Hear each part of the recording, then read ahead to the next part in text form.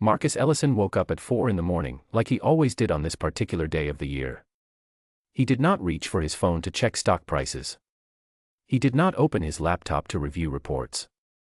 Instead, he opened a small bag at the bottom of his closet and took out a brown delivery uniform, a plain baseball cap, and a pair of worn work boots. He put them on slowly, looked at himself in the bathroom mirror for a long moment, and said quietly, "All right, Marco. Let's go." Marcus was the founder and CEO of EllisonX, one of the largest delivery and logistics companies in the country. He had built it from nothing over 22 years. It now had more than 4,000 employees, dozens of depots across the country, and contracts with some of the biggest retailers in the world. His office was on the 31st floor of a glass building downtown. His desk alone cost more than most people made in 3 months. But every year, for 1 week, Marcus disappeared from that office. No press releases. No announcements. His assistant booked him off the calendar with a vague note about personal time. And Marcus drove himself to one of his own depots, clocked in under a fake employee number, and worked as an ordinary driver. He had started doing it 7 years ago, after a long board meeting where someone presented a slide showing that employee satisfaction scores were within acceptable range. He had stared at that slide and felt something uncomfortable. He did not know what life actually looked like for the people doing the real work. He decided he needed to find out for himself. This year, he chose Depot 7 on the east side of the city. It was one of their busiest locations.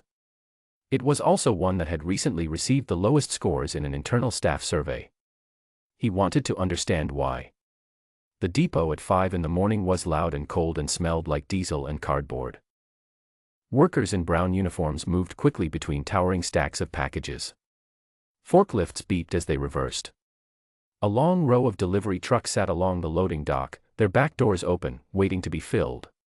Marcus, now Marco, checked in at the front desk and was handed a clipboard by a man named Terrence, the shift supervisor. Terrence was a broad-shouldered man in his mid-40s with a sharp voice and the habit of looking at people slightly above the eye, as if he was always watching a screen behind their heads. "You're on truck 14. Rodriguez will show you the route. Don't deviate. Don't take long breaks. And if you're confused by the new system, figure it out yourself because I don't have time to babysit." He said all of this without looking up from his clipboard. Marcus nodded and found truck 14. He spent the first hour just watching and listening. What he saw was already telling. The new digital sorting system the company had rolled out 3 weeks ago was confusing almost everyone. Workers were making mistakes not because they were careless but because no one had properly trained them. He saw 2 packages sent to the wrong trucks. He saw a woman spend 7 minutes trying to find a button on a screen that had been moved in the latest software update, while a growing line of packages piled up behind her. Nobody had explained the update. Nobody had asked the workers if the system made sense. It had simply appeared one Monday morning, and everyone was expected to know it. He met Diana Reyes near the end of his first shift. She was working at sorting station 4, moving faster than anyone else in the room. She was not hurried in a panicked way. She was simply efficient. Every motion had a purpose. She picked up a package, read the label, placed it in the correct cart, and moved to the next one without wasting a single second. While she worked, she was also quietly helping the man next to her, a newer employee named Deo, who kept hesitating over the screen. "It's not the button with the arrow," she told him patiently, still working without stopping. "It's the one underneath it. The arrow one sends it to regional sorting. You want local delivery, use the one below. You'll remember after the 3rd time." Deo looked relieved. "Thank you. I've been scared to ask Terrence." Diana gave a small shrug. "Don't be scared. Just ask me." Marcus watched her from across the room. He said nothing. He picked up his next package and kept moving. But he did not stop watching. He learned that Diana had worked at Depot 7 for 6 years. He learned this not from any file but from the way people talked to her. They trusted her. When something went wrong, they walked to Diana first. When the new system confused them, they found Diana. She was not a supervisor. She was not paid extra. She was simply the person who knew things and shared what she knew without making anyone feel small for asking. He also learned, from listening to quiet conversations in the break room, that Diana was raising 2 children alone. Her husband had been in a serious accident 2 years ago and had not been able to work since. She took double shifts when they were available. She never complained about it, at least not at work. Her friend Keisha sometimes said things like, "Diana, you have to rest," and Diana would smile and say, "I'll rest when the bills rest." On the 3rd day, Marcus saw something that he did not forget. It happened near Gate 9, one of the side loading bays. Terrence came striding in, his face tight with frustration, holding a printed sheet of paper. He had discovered that a high-value package, something expensive that a customer had been waiting on, had not been delivered. It had gone missing somewhere in the system. He walked straight to Lena, a young woman who had only been at the depot for 2 months. She was new, quiet, and still learning. Terrence stood in front of her and, loudly enough for the whole bay to hear, told her that she had lost the package, that this was going to cost the company money, and that if this happened again, she would be out of a job. Lena went pale. She opened her mouth to say something but could not find the words. Her eyes filled with tears that she was clearly trying very hard not to let fall. Most people in the bay looked away. Some busied themselves with their work. A few glanced at each other but said nothing. Terrence was their supervisor. Nobody wanted to be next. But then Diana set down the package in her hands and walked over. She did not rush. She did not raise her voice. She stopped a few feet from Terrence, looked at him calmly, and said, "Terrence, that package wasn't lost by Lena. It was rerouted by the system. I was standing right here when it happened. The new software sent it to regional sorting by default because nobody changed the settings after the update. It's probably sitting in the regional hub right now." Terrence stared at her. "That's not what the log shows." "Then the log has an error," Diana said, without blinking. "Check the timestamp on the regional scan. It'll be there." She paused and then added, quietly but clearly, "And Lena did everything right. You don't need to speak to her that way." The bay went very still. Terrence's jaw tightened. He looked at Diana for a long moment. Then he turned and walked away without another word. Someone checked the regional hub. The package was there, exactly where Diana had said it would be. Lena whispered, "Thank you." Diana squeezed her shoulder once and went back to work. That evening, Terrence pulled Diana aside near the end of her shift. He told her that she had embarrassed him in front of the team. He told her she was creating problems. And he told her that starting next week, she would be reassigned to the most difficult delivery route in the district, a 14-hour suburban loop that most drivers dreaded. Diana listened to all of it without interrupting. When he was finished, she said, "Okay." Just that. One word. And she picked up her bag and left. Keisha found her in the parking lot afterward, leaning against her car, looking up at the sky. "Was it worth it?" Keisha asked. Diana thought about Lena's face. The way she had been shaking. The way she had stopped shaking after someone finally said something. "Yes," Diana said. It was. Marcus sat in his car outside the depot for 40 minutes that night. He did not turn on the radio. He did not check his messages. He took out a small notepad from the glove compartment and wrote down everything he had seen and heard over the past 3 days. Not efficiency numbers. Not delivery statistics. Names. Moments. The expression on Lena's face. The way Diana's voice had stayed level when anyone else would have gone quiet. The software update that no one had explained. The overtime hours that had not been properly compensated. The culture of fear that made people look away when something wrong was happening right in front of them. He filled 2 full pages. He spent 4 more days as Marco. He worked beside Diana on 2 of those days. She never asked him anything personal. She treated him the same way she treated everyone, with a kind of no-nonsense warmth that made people feel useful. On his last afternoon, he watched her call her kids from the parking lot at 6 in the evening, her voice going soft and easy, completely different from the brisk efficiency of the loading dock.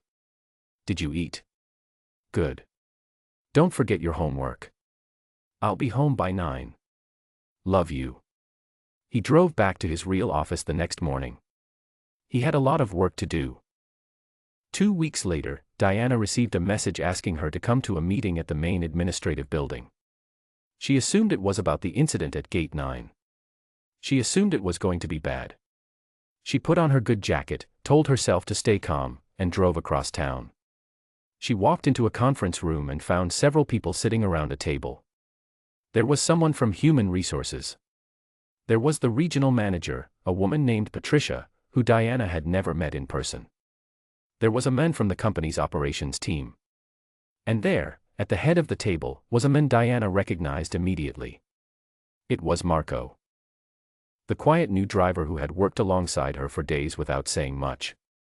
Except he was not wearing a brown uniform now. He was wearing a dark suit. And the nameplate in front of him read, Marcus Ellison, founder and CEO. Diana sat down slowly. She looked at him. He looked at her. "You're Marco," she said. "I am," he said. "Thank you for coming, Diana." He did not make a big speech. That was the first thing she noticed. He did not try to make the moment dramatic. He simply explained what he had done and why, and then he told the room what he had seen. He talked about the software rollout and the lack of training. He talked about the unpaid overtime. He talked about the atmosphere that Terrence had created, one where people were afraid to speak and afraid to ask questions. He was specific and he was calm and he did not soften any of it. Terrence, he said, had been placed on paid administrative leave while a formal review took place. The review would look at his management record over the past 2 years.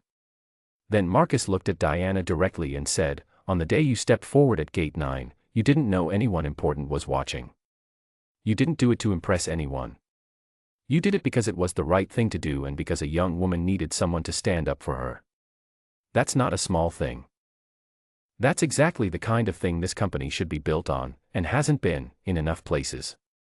And that's on me as much as anyone." Diana did not say anything for a moment. She had not been expecting that last part. She had not been expecting him to include himself in the problem. He continued. "We'd like to offer you a team supervisor position at Depot 3, with full training, a significant pay increase, and a proper support structure. Not as a reward for one moment, but because you have been doing the work of a leader for 6 years without the title or the pay to match it. That should have been recognized a long time ago." "I'm sorry it wasn't." Diana did not accept on the spot. She asked for a weekend to think it over. Nobody pushed her. She drove home, made dinner for her kids, and sat at the kitchen table for a long time after they went to bed. She thought about the job.